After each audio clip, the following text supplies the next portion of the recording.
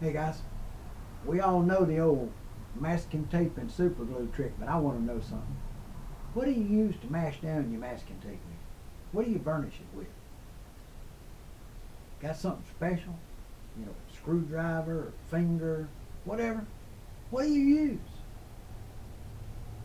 Spike uses his Remembrall or whatever. Remembrall. Yeah.